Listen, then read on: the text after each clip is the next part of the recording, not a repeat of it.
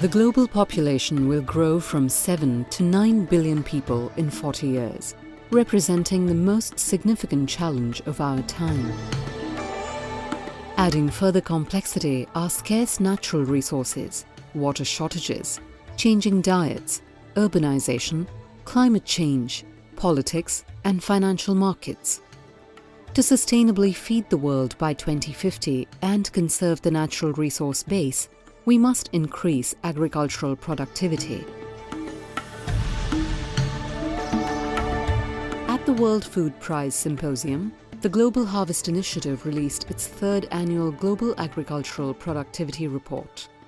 The GAP report serves as a benchmark of the progress made towards sustainably doubling agricultural output over the next 40 years. There is no substitute for getting agricultural productivity up. That's absolutely a sine qua non. You have to do it.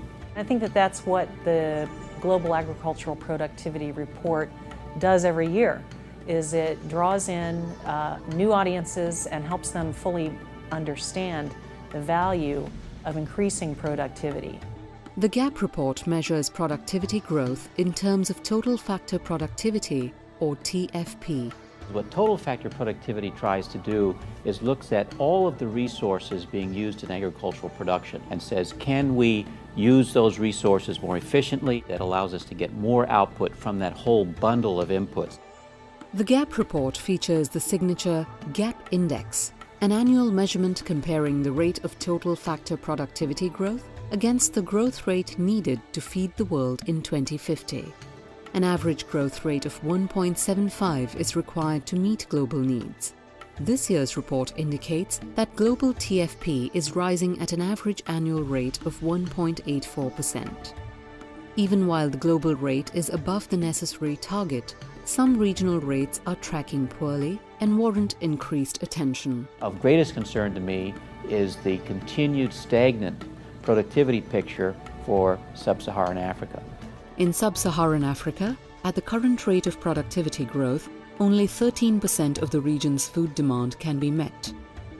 The GAP report also finds varying food demand gaps in the regions of East Asia, South and Southeast Asia, and the Middle East and North Africa. In contrast, at the current rate of productivity growth, the Latin America and Caribbean region will produce a substantial food surplus by 2030. The GAP report focuses on several policies to address these regional challenges and finds that investments made more than a decade ago have produced significant increases in agricultural productivity overall. We're benefiting today because of decisions that were made over the last several decades. We need to be wise about the ones that we're making today so people 20 years from now are saying the same thing. There is about 2 to 3 billion additional people that will be emerging and having access to a better diet, and those people will require animal protein in their diets. We're able to reach people on the issues that they need while they're in a field looking at a real live problem. So all of a sudden reach becomes an information technology issue. Trade is going to be absolutely essential to moving the food from where it's produced to where it gets processed and consumed. Agricultural productivity can be a growth engine, leading to improved food systems, economic transformation, and poverty reduction. And that's the power of the GAP report. We can look at that data, and it is a snapshot in time, but it also says what are some of the investments you need to make now that then start to pay off 5, 10, and sometimes even 15 years from now. A finite planet's challenges can be met with infinite innovation, technology, and determination.